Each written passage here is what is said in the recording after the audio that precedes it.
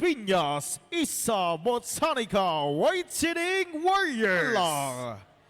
Also forward number 62, PJ Bercasio. Short of the first try though. As we see in our screens, no? Coach Winnie Arboleda, nagpapatubo na ng box. Winnie, seriously, how is Coach Winnie as a coach, by the way? Dun sa last na liga mo sa, you were carrying the San Beda banner, is that right? Yan siya, no? Kung paano siya when he was a player, as a coach, talagang mapipilitan kang makinig kasi feeling ko pag nahuli niya ako hindi nakikinig, baka bigla na lang akong masapak ni Coach Winnie. Joke lang, Coach Winnie. Hindi naman. Dalaten loses the ball, and this is what Bawan Cafe Uno needs to learn quick. Shift. The meantime, that corner three by Delaten did not hit anything. Meanwhile, good interior passing. The score is first quarter highlights. That spin move, wala, pero the putback is good para kay Peter John Bercasio, and more. I'll take a short break. With the second quarter. Oh, the ball fake. And wow, that was a lucky play if I ever saw one. And thanks to the effort of Peter John Bercasio several times in the recent past, no? And there you go, another put right from 14 up to 18. In the meantime, speaking of aggression, oh, what a move right there.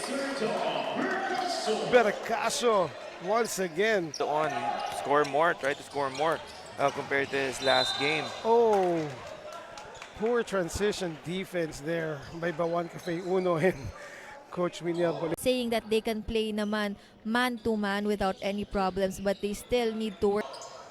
Here he is right now, trying a three. Good line, but a bit short. Bercasio running the break. The runner, nilinis pa. And another defensive stop there by Isa Botanica. Cyrus finds Bercasio, who once again scores inside. And Bawan has to. That was way off by Ruedas.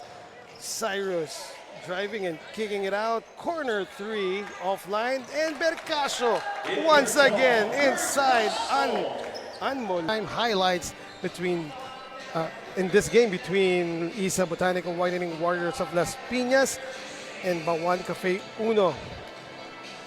And they're hit by Gian Casimiro. In the meantime, here are some stats for you.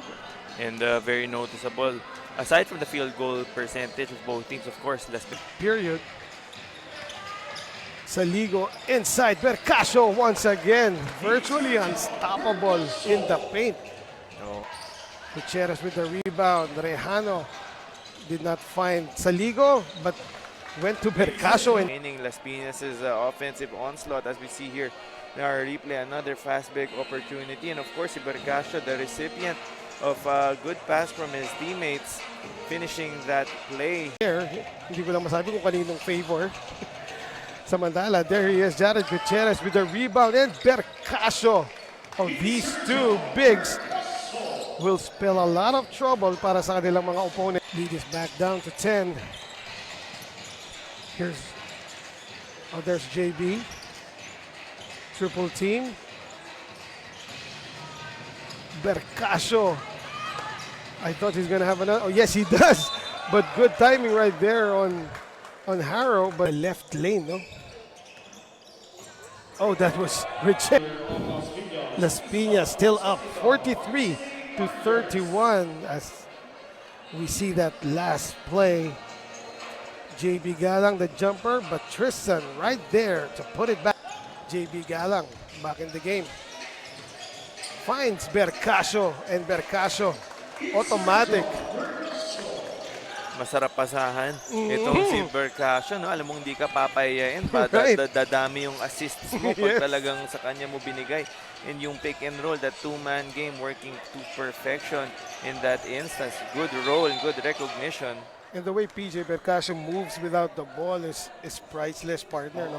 I mean, he operates basically just 10 feet away from the basket, going from left to right, up and down, then finds himself open. Basta, also, good job on the guards by the guard, and they are doing well from the free throw line so far. Pero Cyrus Rejano just taking that ball away. Parang yung partner ko lang pag nakakakita ng milk tea. No?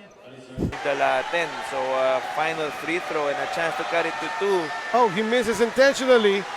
Of this game, it might have been a different story, but yung offensive rebounding and yung transition baskets and yung points in the paint ng Las Piñas were key to getting this victory here today. Now for Bawan, we understand kulang nga talaga sila sa players, so good job from some of their reserves in stepping up, but you have to do a better job of boxing out next time. All about effort na lang talaga yun, regardless kung sino yung nasa lineup ninyo.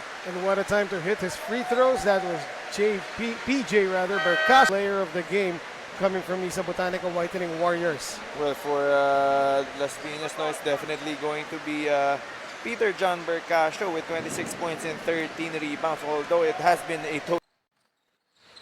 Mga kaliga, kasama natin ang ating player of the game na si Peter Bercasio with 25 points, 12 rebounds, and 2 assists from Las Piñas Isa Botanica Whitening Warriors. It turned out to be a very exciting game against the two teams. No? Matanong ko lang, bilang player of the game, ano yung pinaka naging motivation mo para maipanalo tong larong to? Nakikinig lang po ako sa coach namin. Sinusunod ko po yung mga play. Nandiyo lang po. Can you talk about your team chemistry? Kamusta naman ba ang team nyo during the game? Ano po yun?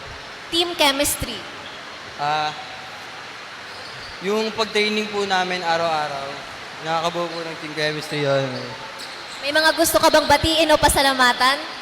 Nagpapasalamat po ako kay Lord dahil ibinigay niyo po yung panalo to sa amin. Kay Mami, kay Daddy, kay Tito, kay Tita, and sa mga coaches ko po, sa mga kaibigan ko po, dyan lang po.